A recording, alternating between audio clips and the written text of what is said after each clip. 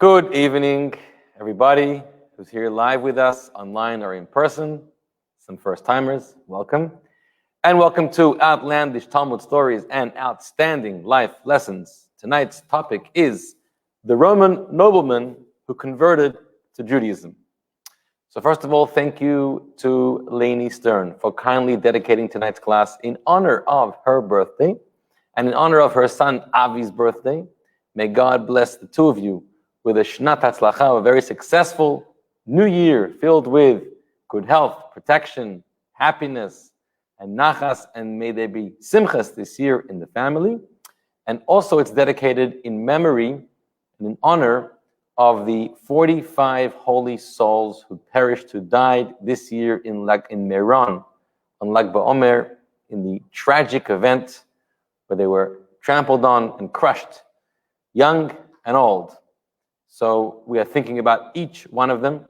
May their souls have a resting place in heaven. May their families be strengthened and comforted. And may all those who are injured and need a speedy and complete refuah shlema be blessed with that right away. And may we know of no more pain, no more sorrow, and no more tears.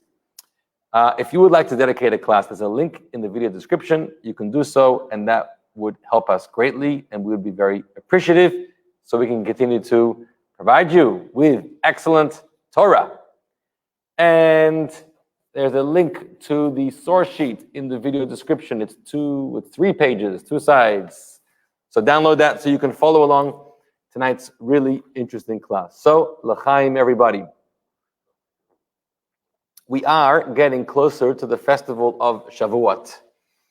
And Shavuot, we celebrate mainly the time that God gave us the Torah, which sort of culminated the ending of the Exodus, coming out of Egypt, becoming a free people, but not just free to do nothing, but free to have the responsibility to live life as we should. So we got the Torah, and we celebrate that every single year, and now it's 3,333 years ago.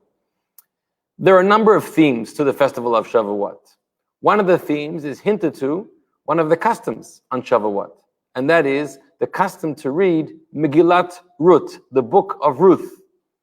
Now, there are different variations of this custom. Some people will read it in the synagogue in a formal reading with the congregation. Some people will read it to themselves quietly. The Chabad custom, for example, is we read it the night of Shavuot together with all the tikkun and the many other passages from scripture that we read. However, your custom is, it is a highly appropriate to read the book of Ruth on Shavuot. Why? Why the book of Ruth? What's the connection to Shavuot? And there are many answers. We learn about Ruth's kindness and her grace and the ability to be loving and caring and giving, which is a theme on Shavuot. Not only do we receive the Torah to perform the mitzvot and connect with Hashem in terms of ritual between man and God, but also to accept upon ourselves the privilege and the responsibility between man and man, to be able to be there for each other, to accept responsibility for each other. Also, Ruth eventually becomes the matriarch, the grandmother or great-grandmother of David HaMelech, of King David. And King David, his yard site is on Shavuot. There's a family connection, therefore. We read the book of Ruth. But one of the beautiful reasons why we read the book of Ruth on Shavuot is because Ruth was the archetypal convert. Ruth did not start off as a Jewish person.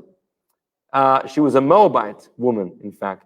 And there's a whole story about that because the Torah tells us that Moab mistreated the Jewish people, therefore we can't accept Moabite converts. But we learned in Ruth's times, it means the males, not the females, because it was the males that fought the war against the Jewish people. The females did not fight the war. Therefore, Ruth was, of course, a legitimate, valid convert.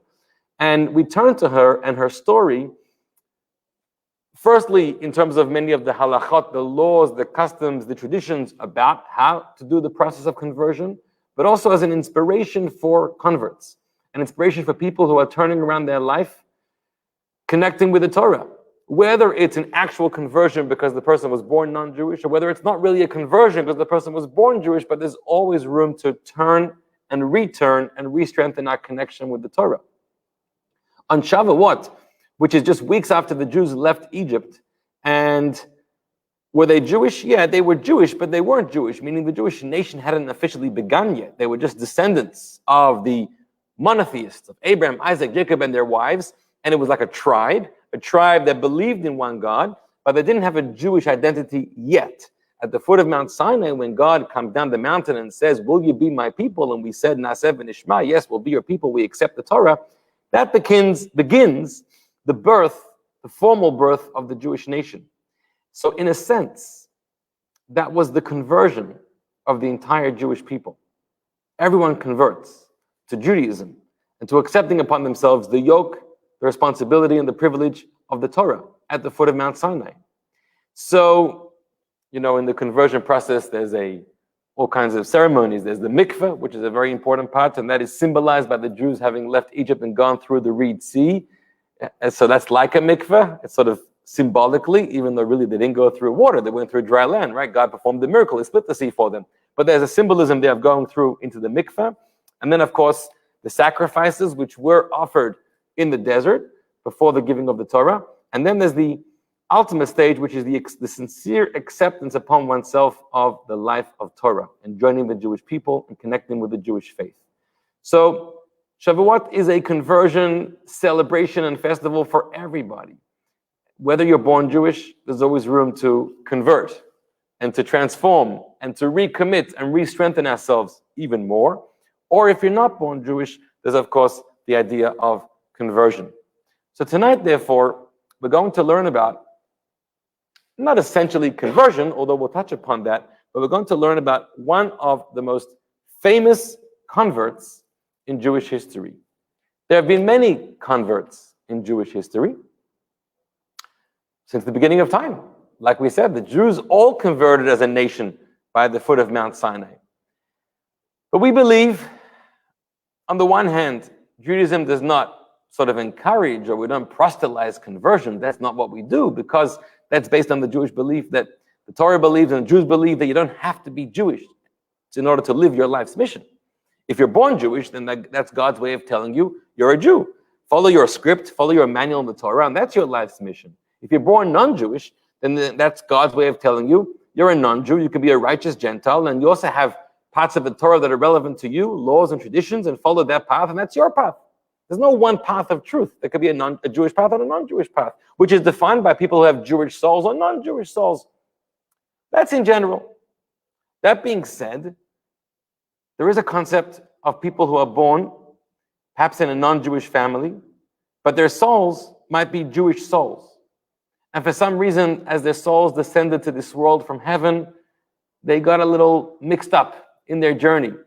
And they ended up in families of non-Jewish families. So they were born non-Jews, but maybe if they later in life are seeking and turning towards Jewish faith, it might just be a sign that they have a Jewish soul. And therefore, of course, we have a process called conversion. And conversion is a complete transformation of a lifestyle, of your faith, of your practice, of your commitment to Torah, of your joining the Jewish people. And once we've gauged a sincere path and commitment, then there's a process called conversion, and then a person becomes Jewish, and they have their Jewish soul. And the Torah is complete, is filled with commands about loving the convert. The convert is a Jew, 100% Jewish, just like any other Jew. In fact, there's one command to love your fellow Jew. There are 36 commands to love your fellow convert. So, of course, a convert is part of the Jewish community like anybody else. And that's one of the lessons we learned from Ruth as well. And historically, we've had a lot of famous converts who have really contributed to Torah, contributed to the Jewish nation and the Jewish tradition, just like many other of our sages. And we've become enriched, in fact, by the converts. And whether it's the converts themselves, whether many of our great sages we know who descended from families of converts, such as Rabbi Akiva, we've learned about him, Rabbi Meir, we've learned about him, and many others, Shmaya, Avtalion, we've learned about these people before, and they've all contributed in a very rich way to the Jewish tradition. So we are very grateful to the converts, to those who have joined the Jewish nation later in life and brought their faith, the beauty of their commitment, and their enrichment to our faith and our Torah. On that note, tonight we're discussing, like I said, one of the most famous converts in Jewish history. And his name, if you don't know it, you should know it. He's not perhaps known enough, we have to make him more well-known. His name was Onkelos. Onkelos is a Roman name or an Aramaic name, simply because he was a Roman. And I want to give you some of the background behind him before we start to learn tonight's stories. If you look in the source sheet, I have a lot of sources which we have to get through tonight, so we're going to work hard and work fast. And the reason why I have so many sources is because there's no one place in Jewish tradition, like in the Talmud, for example, that compiles the whole life story and all the important components about Onkelos. So we have to gather it from different passages in the Talmud or in the Midrashic teachings. These are all teachings from 1500 to 2000 years ago. What do we know about Onkelos growing up? We don't know too much. Remember that the Talmud and the Midrash were not designed by definition to be books of history, even though a lot of our history comes from them. But that's not the genre. That's not how they were written. They were written to be books of law and tradition and practice and Jewish lifestyle, but not history. So therefore, we have to really work hard to find the necessary pieces of information to put together the history. Onkelos was born sometime probably the end of the 1st century, beginning of the 2nd century of the Common Era. As you'll recall from previous classes, this is a time a few decades after the destruction of the Second Temple by the Romans, by Emperor Vespasian and Titus. And then we learned about several other revolts that occurred about 30 years later, and then about 60 years later, in the year 130 after the Common Era, we have the famous Bar Kokhba revolt, which we learned about. That was during the reign of the Roman Emperor Hadrian, or in the Talmudic language, Adrianus. And Hadrian was the one that finally squashed the Bar Kokhba revolt, and he was the one that destroyed Beitar, and he was one that brought terrible amounts of destruction to the Jewish people. Hadrian was one of the most ruthless, cruelest leaders against the Jewish people in our history. It was his life's mission to eradicate Judaism, Jews, and the Torah. He outlawed many of the Jewish laws and the mitzvot, like celebrating Shabbat or festivals, like having a circumcision, like studying Torah, like sanctifying the new moon and establishing the Jewish calendar. He outlawed all of these things. He destroyed Beitar, and remember, he piled up the dead bodies for many, many years around his palace. He didn't let them be buried. He raised the Temple Mount 1,000 feet or so it's no longer going to be the tallest mountain in Jerusalem where the temple once stood. Now it's going to be one of the lowest mountains in Jerusalem, which till today it's nowhere near its former height where the temple once stood. Hadrian was terrible. He was a butcher. He is famous or infamous for orchestrating the death of the 10 Jewish martyrs. Thousands of Jewish people, but famously the 10 martyrs, the great rabbis, which he brought to a cruel death. Now, Hadrian's sister, he had a sister who was the mother of Onkelos. So Onkelos comes from royalty. His uncle is the emperor, and his father, we're going to see his name soon, probably his name was Cloenicus. So Onkelos, the son of Cloenicus, his father also came from a royal, noble Roman family. He grew up with a lot of wealth. He had a very privileged childhood. He had a fantastic education. He was very well versed in all of, at that time, the most advanced wisdoms of science and art and philosophy of the Greeks and of the Romans. So he was very well versed. He was very educated. He was very wealthy. He was very privileged. And that's an important introduction to know about him as we're going to learn about the story that he embarks upon. Because not only did he have a good mind, he also had a beautiful heart and a beautiful soul. And that told him, we need to go searching. It's not enough just to be a recipient of all these luxuries in life, but we have to search for truth. And we're going to do whatever it takes to search for truth. So we're going to learn about Onkelos and his path and his journey. And why did he go on this journey? What risks did he take to go on his journey? What battles did he have to fight along this path? What did he end up becoming? He authored a fantastic work of Torah. What was that work that we have up until today? And finally, what is a very famous mitzvah and custom that we have up until this day that we can credit Onkelos with? Okay, so on that note, we're going to open up our source sheet and get into the sources. Are you ready? I should mention one more thing, by the way, about converts. Even though a convert is always welcome into the Jewish community, so long as they're a real convert, there were times in Jewish history that the sages were more welcoming of the converts and times that they were less welcoming of the converts. For example, the Talmud says that during the reign of King David and King Solomon, the sages preferred not to accept converts into the Jewish community. Why? Because when somebody wants to convert and become Jewish, we need to know that they're absolutely sincere about the Jewish faith and committing to the Torah. And if there's any other agenda inspiring this change in their life, whether it's having a better life among the Jews, whether it's a spouse, whether it's who knows what, a job, then it's not really sincere. It's not for the right reason. So during very privileged times in Jewish history, and there were not many privileged times in Jewish history, let's be clear, for the last 3,000 years, most of our history has been in times of great difficulty and challenge and persecution outside of our host country, outside of Israel. But during privileged times, like during the times of King David, where he was the greatest warrior and general and king, or like during the times of King Solomon, who built one of the greatest Jewish sovereignties in history, and he built this first temple, and Israel and Jerusalem and the Jewish people were the envy of the world at the time. So when somebody came to convert, we were highly suspicious of what their motivation is, because they're coming to join a nation which is well-respected, well-regarded, affluent, powerful, successful. Well, maybe you're coming from a very impoverished, poor tribe or wherever, and you're not getting much of a chance at life there, so you want to join the Jewish people. So we're very wary of that. Versus times of great difficulty and persecution in Jewish history, such as the time we're going to be talking about now during Hadrian's time. If somebody came to convert during that time, you knew one of two things. Either they're crazy or they're serious. It's one of the two. And Onkelos was not crazy, so he was definitely serious. Now, I've tried to piece this together based on the sources.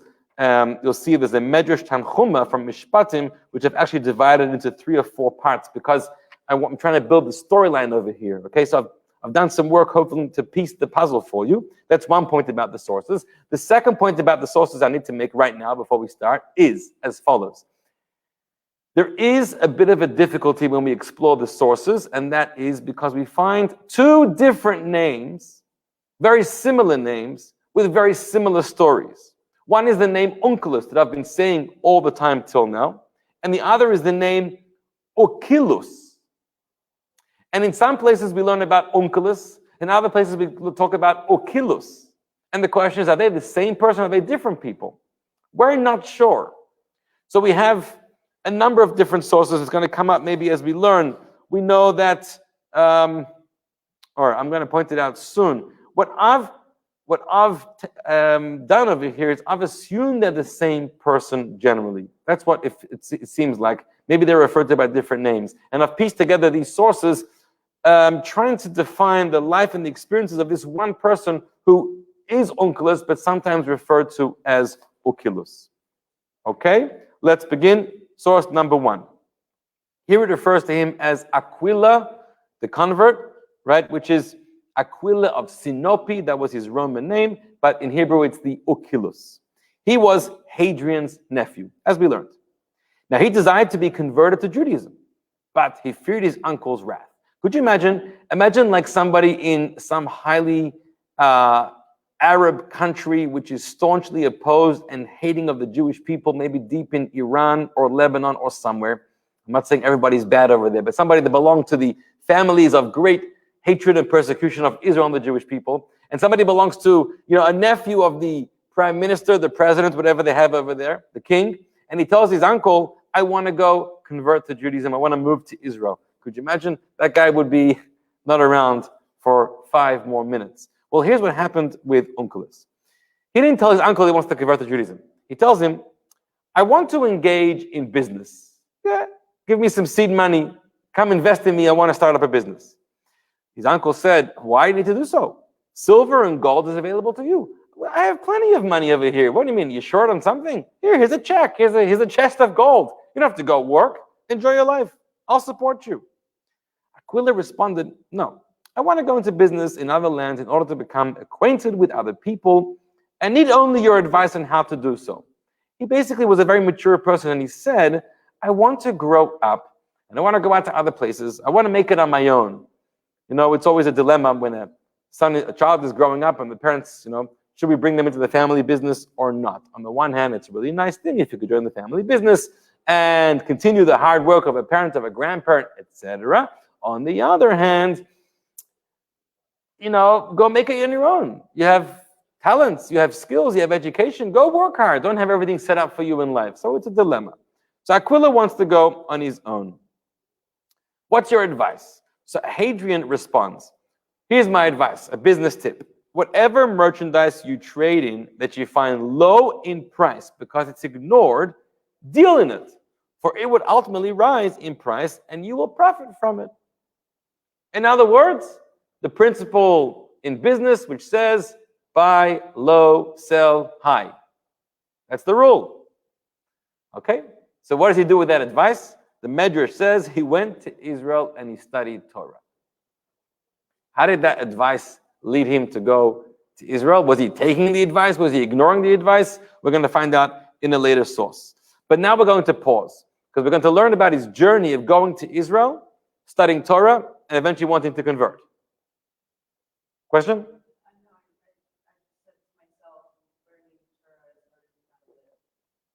Learning Torah is learning how to live, okay? And therefore, all right. What about his business plans?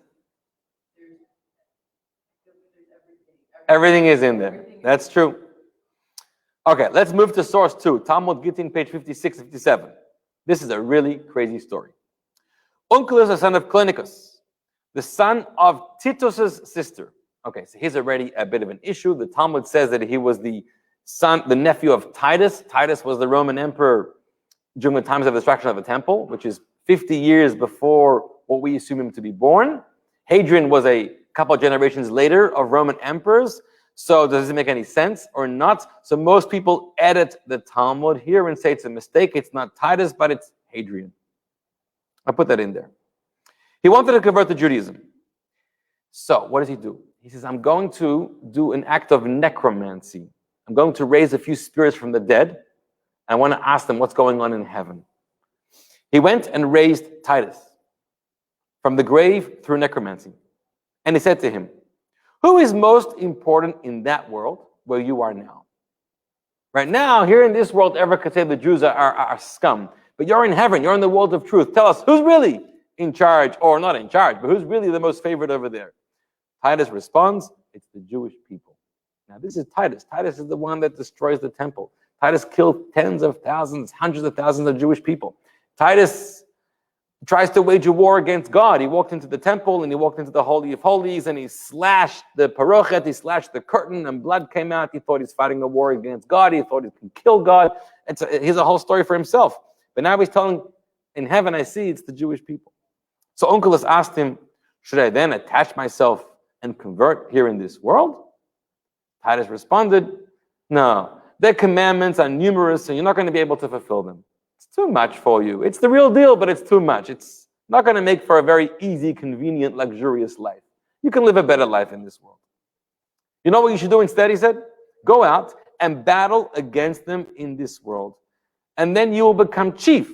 As it's written, her adversaries have become the chief, which means anyone who distresses Israel will become the chief. This is a quote from the book of Lamentations, which is the book of Eicha, authored by Yirmiyahu, by Jeremiah the prophet. We read this on Tisha B'Av, when we commemorate the destruction of the temples, and it says, Hayut Sareha Larosh.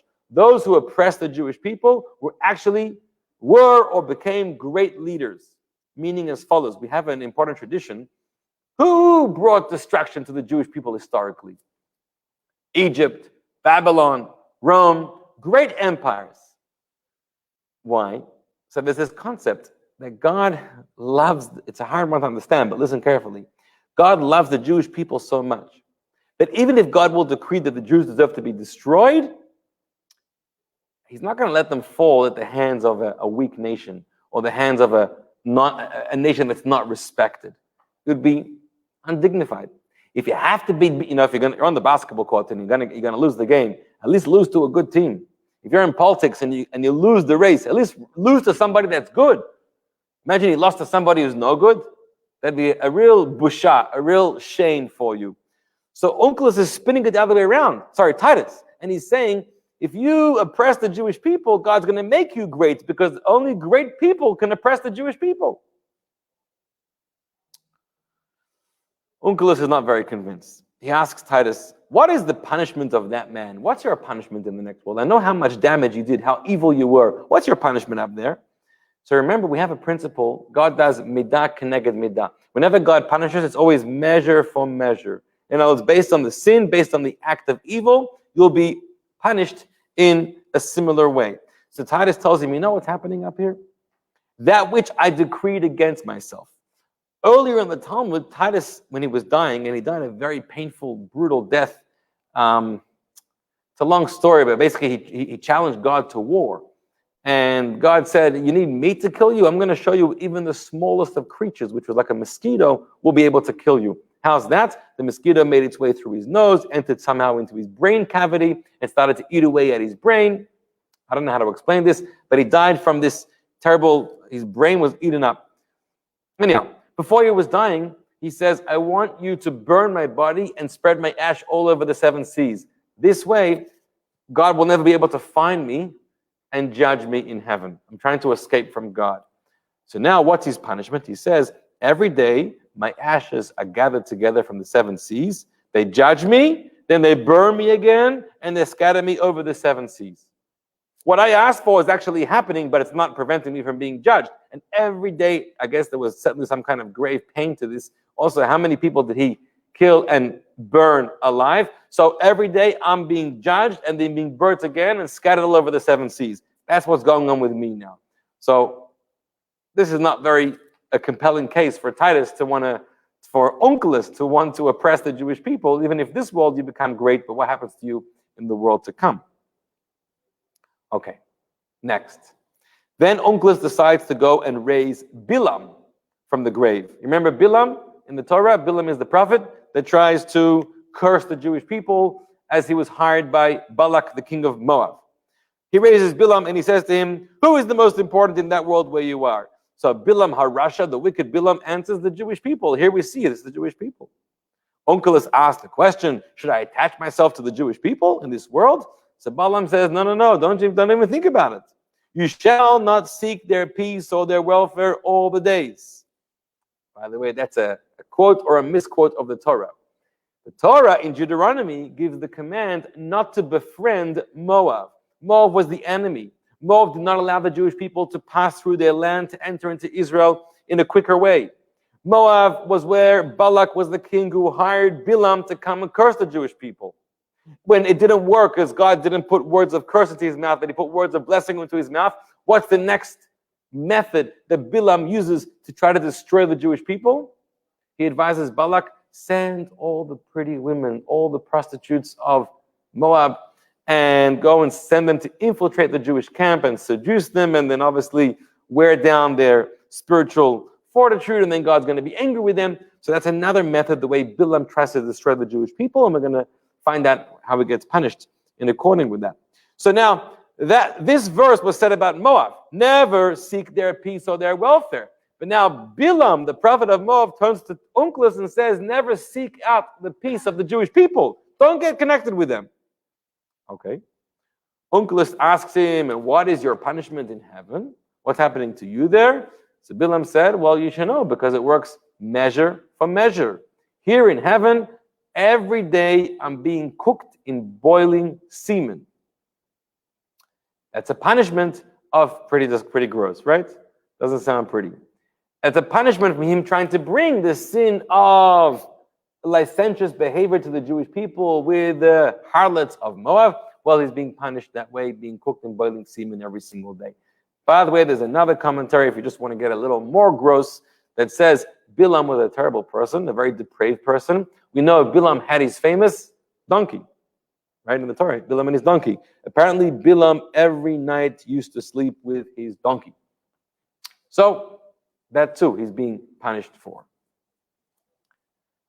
Finally, Onkelos goes to raise from the dead the spirit of, here it's interesting, In some versions of the Talmud, it says he raises the spirits of Poshea Yisrael, the sinner of Israel.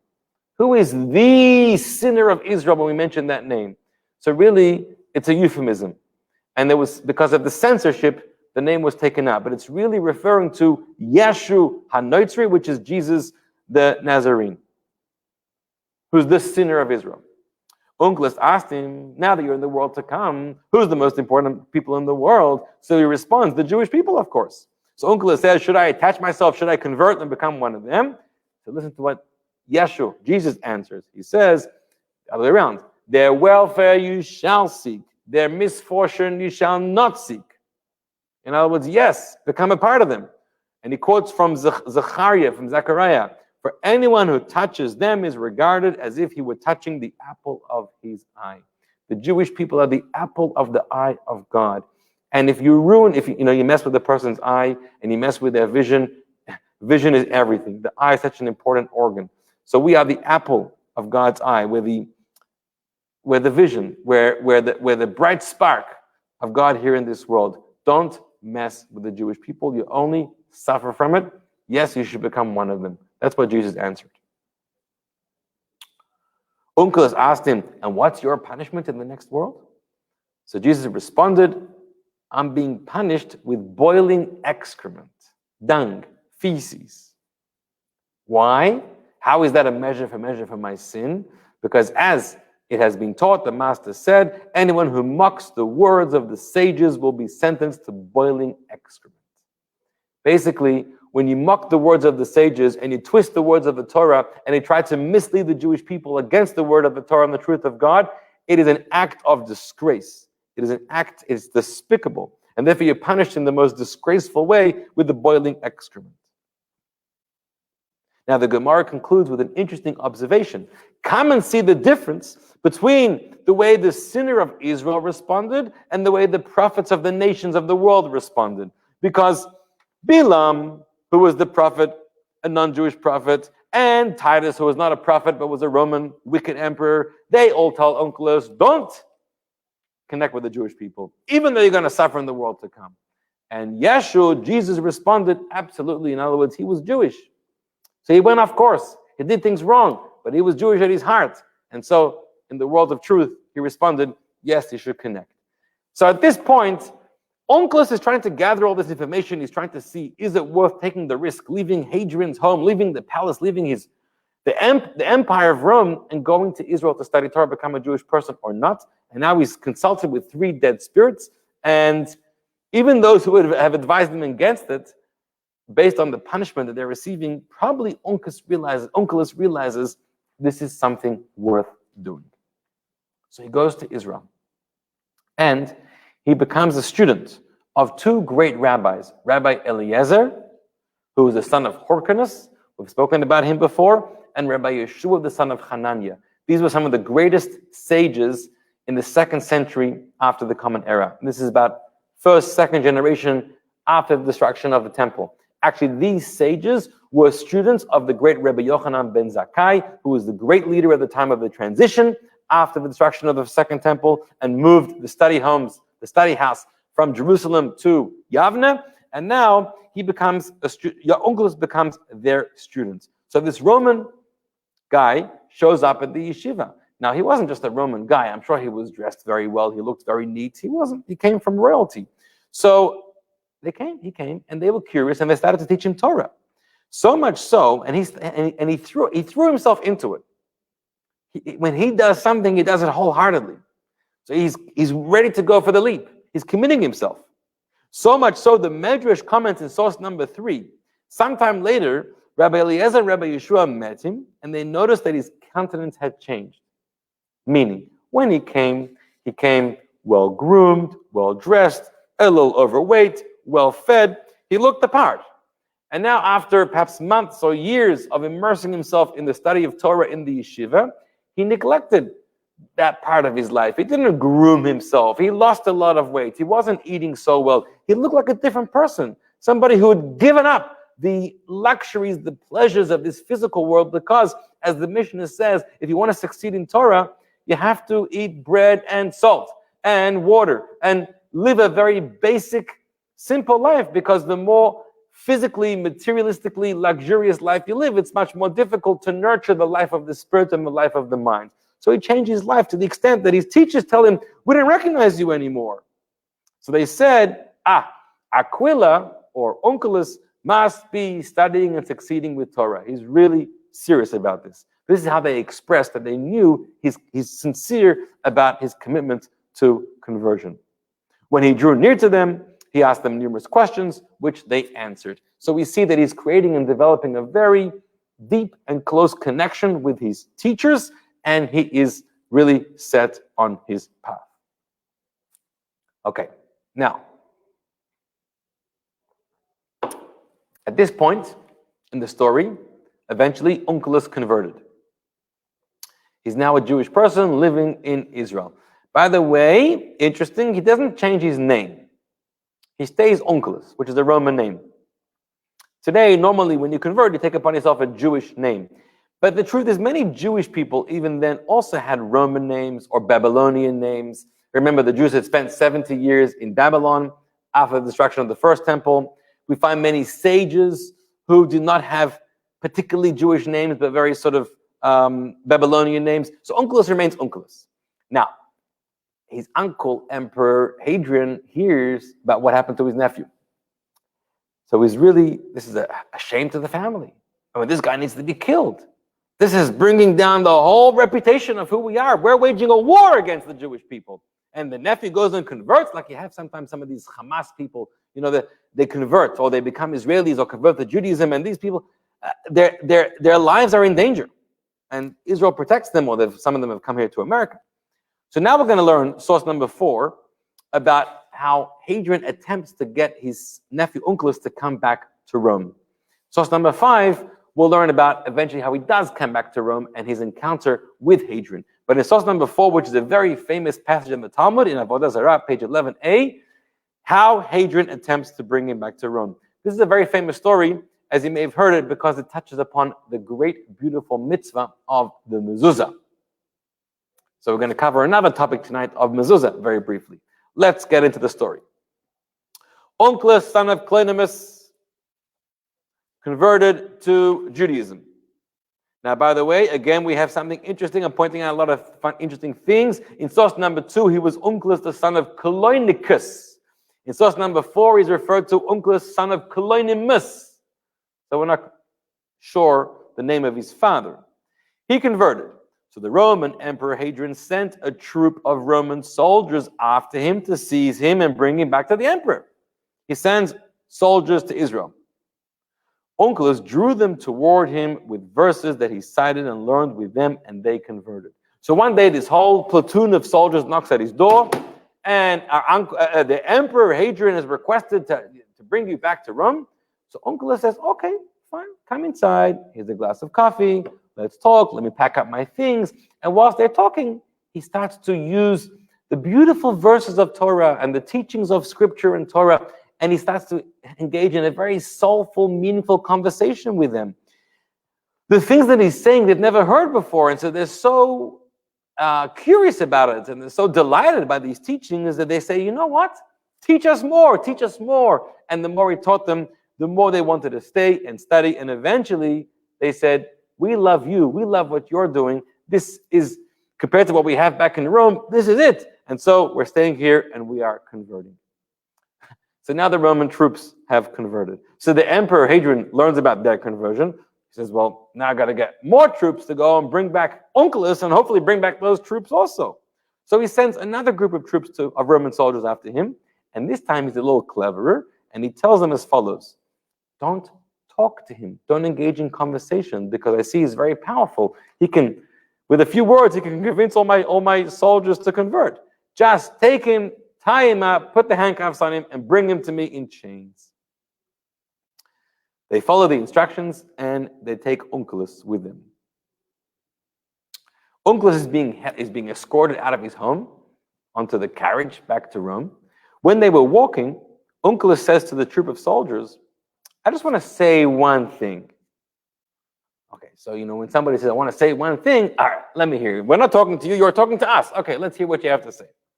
So Onkelos says, Nifyora when a minor official, this is how the hierarchy works in the army or in the government.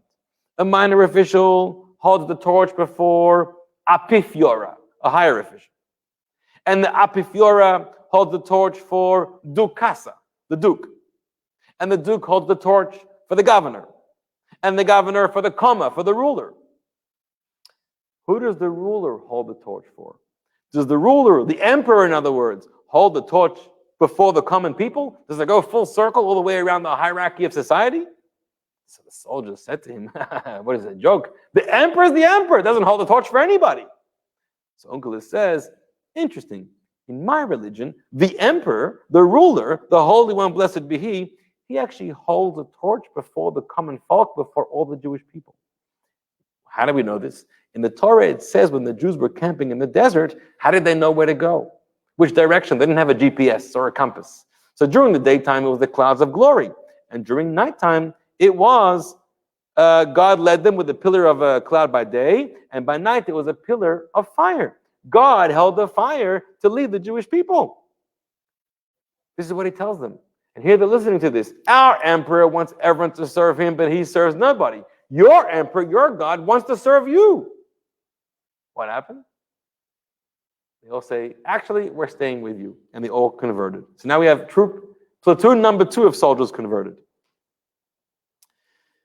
The emperor is getting really fed up over here. This time, the emperor sends a 3rd troop of soldiers after Onkelos to bring him back. And he tells them this time, don't engage in any conversation at all. Even if he wants to offer a word, a statement to tell you, do not listen. Gag him, tie his mouth, don't let him talk.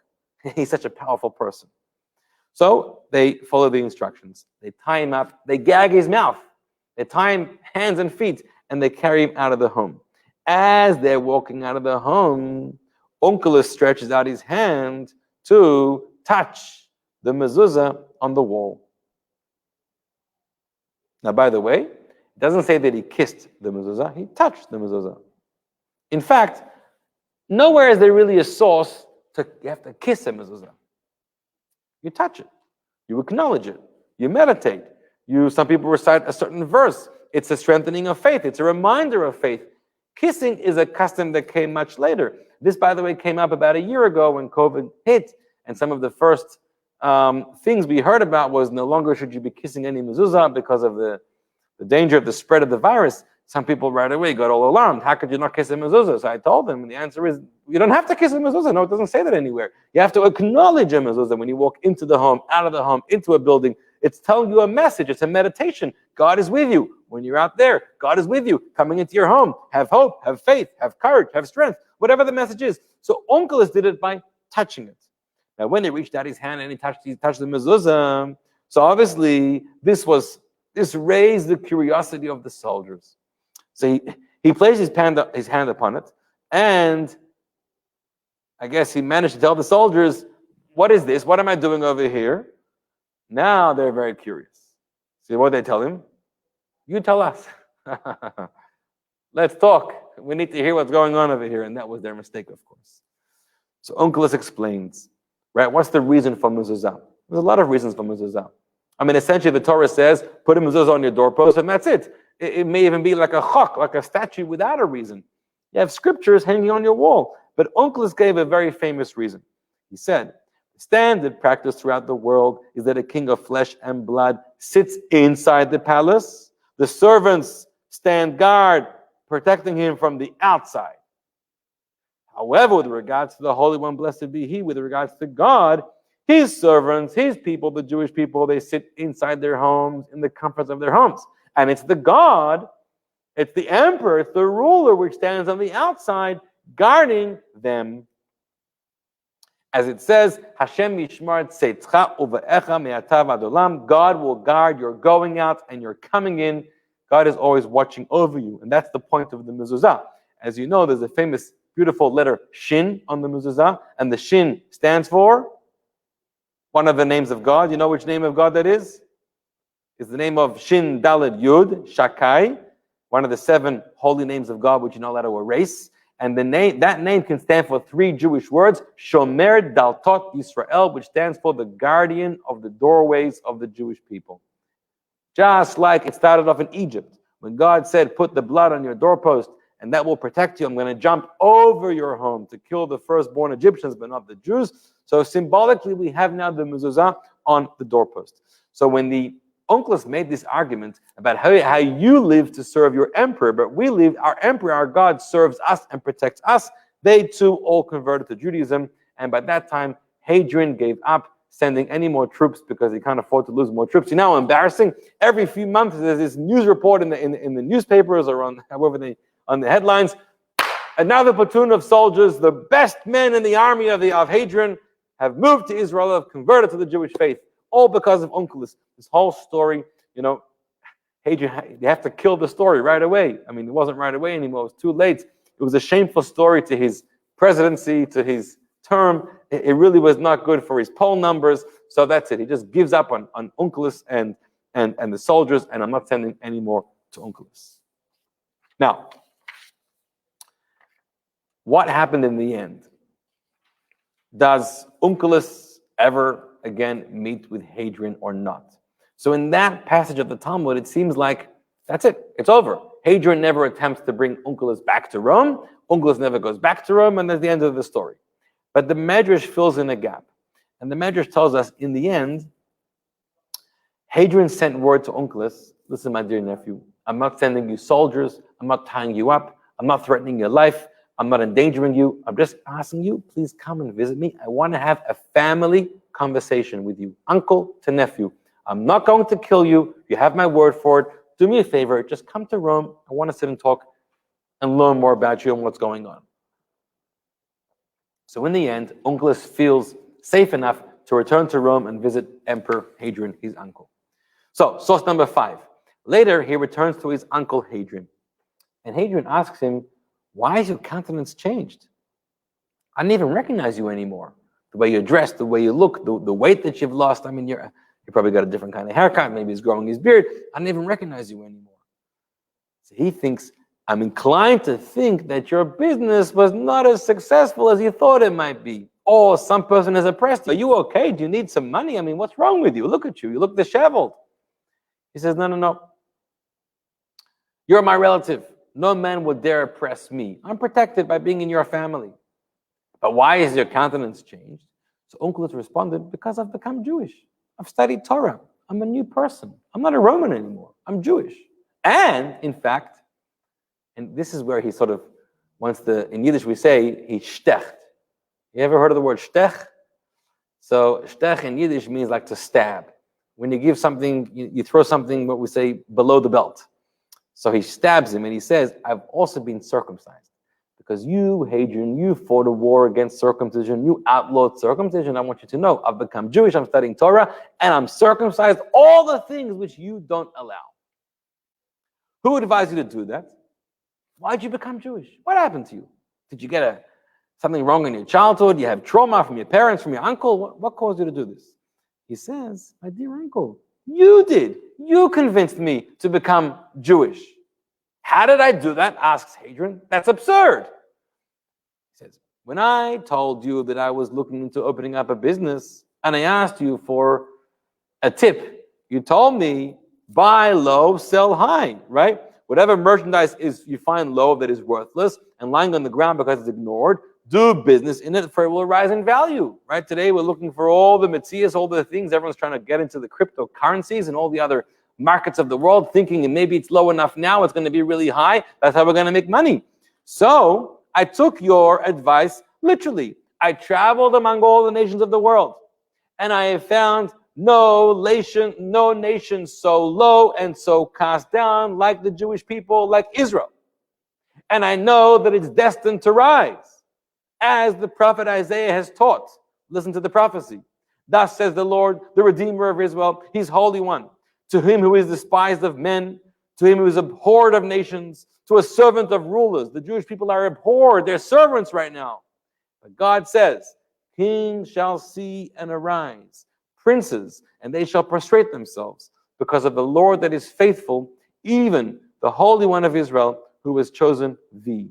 In other words, all these great nations, the Egyptians, the Babylonians, the Romans, the Persians, the Greeks, and everyone else who stood on their mighty horses and they were the superpowers of the world, and they managed to persecute, to kill, and to exile the Jewish people. One day, it's all going to be over. They're going to tumble. They're going to be fall back into history, and it's going to be the Jewish people that are going to rise. Now, Hadrian has an advisor who says to him, "Are these the ones about whom you spoke? Will a king arise before them in the future? As it says, kings shall see and arise. Is this true? Like we're going to be we're going to fall and they're going to rise? Could this be true?" The advisor says, maybe we have it all wrong. Maybe he has it right. Hadrian slaps him on his cheek, and then he obviously wounded him. And then he tells him, now go dress that wound. Fix yourself up. If they saw just one legionary, they'd be unable to rise up against him. Yet you dare say of them, kings shall see and arise before them? No, says Hadrian. Even our simple one legionary could wipe away, destroy an entire Jewish city. Don't be afraid. We're the most powerful in the world. Don't speak nonsense. Don't listen to him.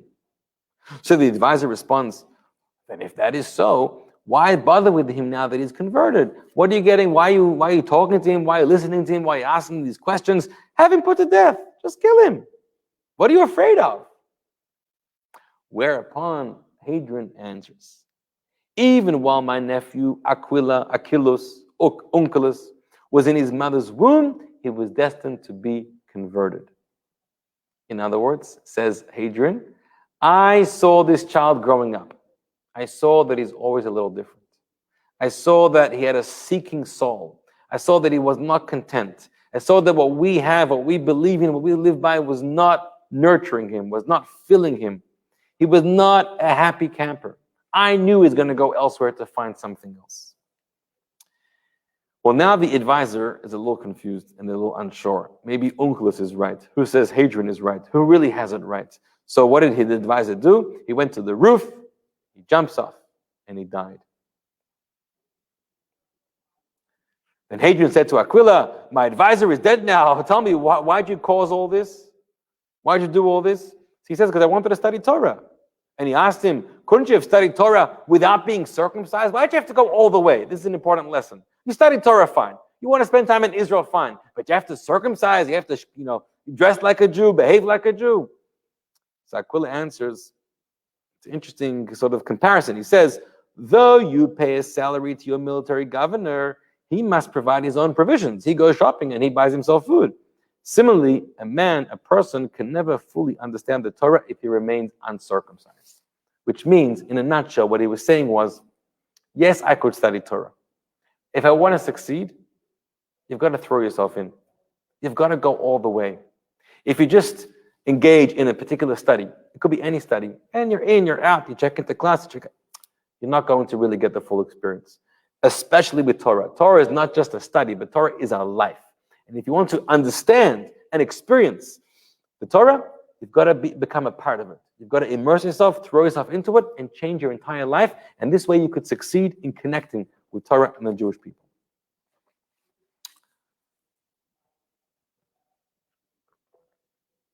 So that concludes the story of Onkelos. And Hadrian does not kill him, and Onkelos returns back to Israel to live the rest of his days. It could be, by the way, he lived a little bit in Israel, and he also lived a little bit in Babylon. In Bavel, there were large Jewish communities, 500 years old, since the times of the destruction of the first temple. And there were many great yeshivot, and many of the great Talmudic sages lived there also. He lived, it seems, in both places. Now, what I want to end off with, one final important idea about Onkelos, is his accomplishment. And he had many, of course. And look at the risks that he took, which is something that we could learn from, and I want to take a lesson from that. But before that, Onkelos wrote a very famous work, a very famous Torah commentary. You know what it's called? It's called Targum Onkelos, which means the translation of Onkelos. What happened? Onkelos sees, now he's a very gifted mind, and he's succeeding in his Torah study, but he sees many Jewish people going back 500 years since the Jews were exiled from Israel and spending time in Babylon. And in Babylon, they were there for about 3 generations, 70 years. Many Jewish people lost basic knowledge of the Jewish language, of the original Hebrew, the Hebrew of the Torah. And therefore, they couldn't really understand or study Torah properly. If you're raised 3 generations in Babylon, for sure the children, the grandchildren who are playing around with their friends and going to the local school and, going shopping in the local malls, they're speaking Aramaic. You can't, people who came here from Europe after the war, perhaps, they tried to speak Yiddish to the children. At some point now, not a lot of communities are speaking Yiddish anymore. You lose the language. So many Jews forgot the original Hebrew. And without language, you can't access the Torah. So Onkelos decides he's going to write a translation commentary on the Torah. And it's going to be translated into Aramaic.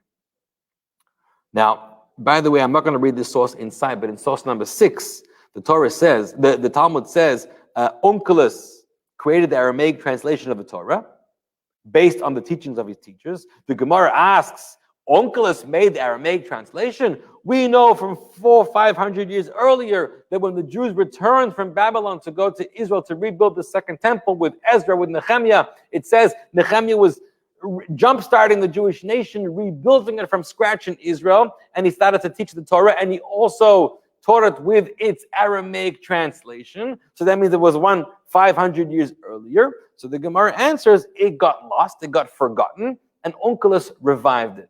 Now, by the way, he probably didn't just revive it. I think he wrote something original of his own. But the point was that the translation got lost, and he brought a translation back. Now, you should know a word about translations. Translations are not new to Torah. We didn't just create translations out of a need because the language is being forgotten. Originally, translations were much more than that.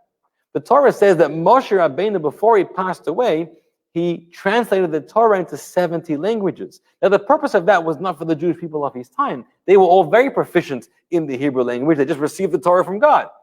The point of that was that the Torah should be accessible to all nations of the world.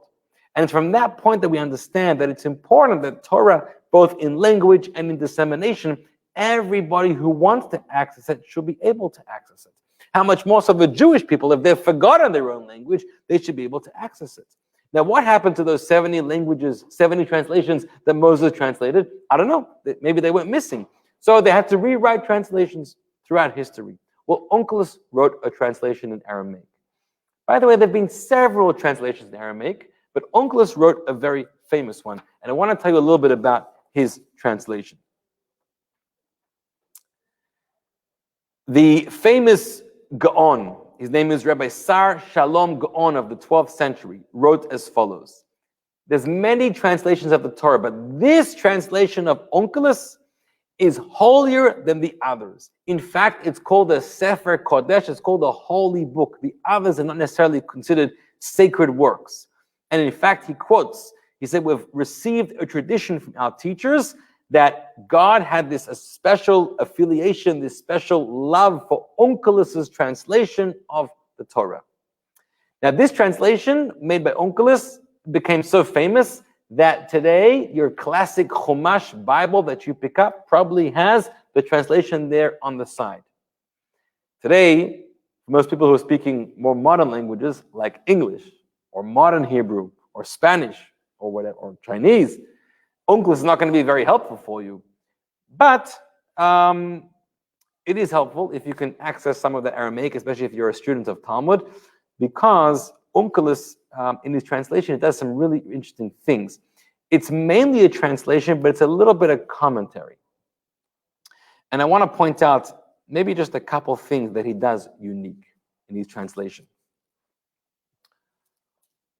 Being a convert, and having originally belonged to the Roman family, Roman Empire, and therefore the Roman ways of paganism and idolatry in the early days before Christianity, Onkelos was very sensitive to any possible interpretation of the Torah that can lead to a heretical belief.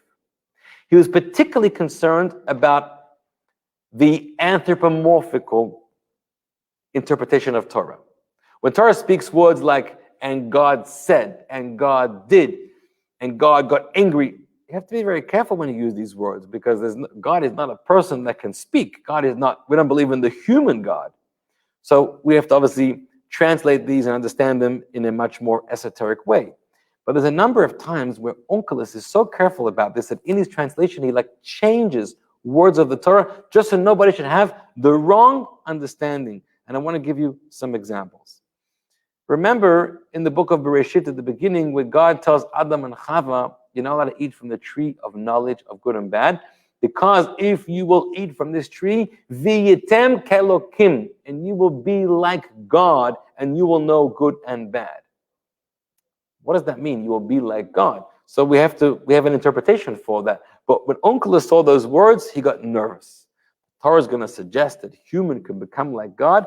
When you're coming from Rome, from the seat of Christianity, we get nervous about those things. So he changes that in Aramaic, and he says, "Osohoin rav ravin," and you'll become great, not God. You'll become great to know the difference of good and bad. Or, for example, here's another example. When Noah comes out of the ark, having been saved from the flood, and he offers sacrifices to God. So the Torah says, "Vayarach Hashem et reach hanichoach," and God smelled the beautiful fragrance of Noah's offering. Really? God is human enough to smell something? So Onkelos changes that, not from God smelled, but in Aramaic he says, "V'kabil Hashem b'ra'ava," which means God accepted Noah's offerings with great love and delight. God accepted the offering. I didn't smell the offering, because obviously smell does not mean literally smell. I'll give you one more example, because we're running short on time. When you know the story with Isaac and Esau, Yaakov and Esau. Yaakov steals the blessings. Isaac wants to bless the son Esau, and Yaakov steals the blessings. So when Esau comes to get his blessings, Isaac tells his son Esau, "Ba achicha bermirma." Your brother came with trickery. He fooled you. He lied to you. Now, we don't want to understand that Jacob lies or is trickery. Right? So Onkelos is careful in the translation, and he says, not b'mirma, with trickery, but rather he says that your brother came b'chokhma, with wisdom. There's a fine line between being wise and being deceiving and tricking. And this is more about being wise and not about being deceitful. So this is Onkelos. His translation is used till today. In fact, when you study classic commentaries of the Torah, like Rashi or Ramban or others, very often they'll refer you to Onkelos and say, look how he translated. That's the best way to understand this verse. And I want to tell you one last thing. There is a very important Jewish law, unfortunately not known about enough, too well, but it's a law in the Shulchan Aruch, in the Jewish code. It happens to be in chapter 285 of the laws of Shabbat. Why am I telling you the chapter number? Because in Hebrew, 285 is Reish Pei Hey. And Reish Pei Hey, besides being chapter 285, but the word Rafa can mean weak. And this law has become weak among many Jewish people, which is there's a hint over there.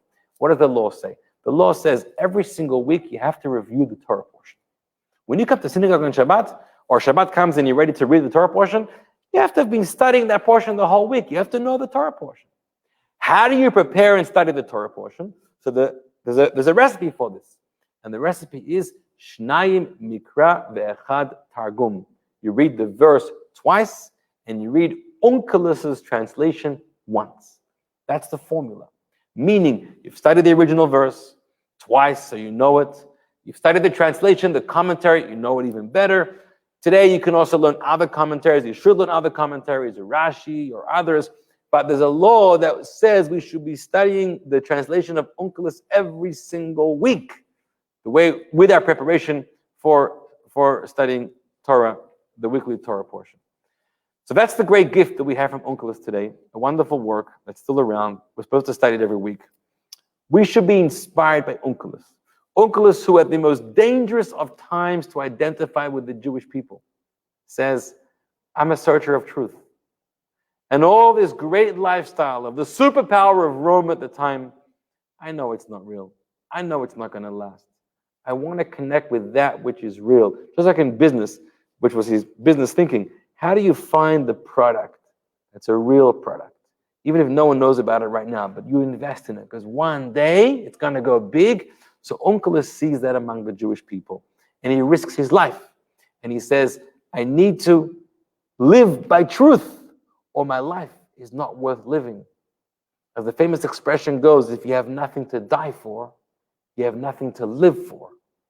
And so I want to connect with the Jewish God and with the Torah and become part of the Jewish people. And he succeeded, and he was true to it, and he was sincere and committed. So as we think about him in our preparation for Shavuot in a couple of weeks, think about how in our lives, whether you're Jewish, whether you're not Jewish, whatever path you're on, how do you learn to throw yourself in, to immerse yourself, to commit yourself, even at the expense of some of life's luxuries, conveniences, popularities. It's not a popularity contest. It's a truth contest. It's not even a truth contest. It's a contest between you and yourself, not you and somebody else. To strengthen our commitment to Torah, to the mission we were given here in this world.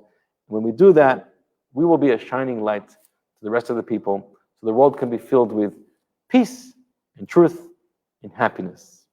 So thank you everybody for joining us. Have a wonderful evening and good luck, and God bless you.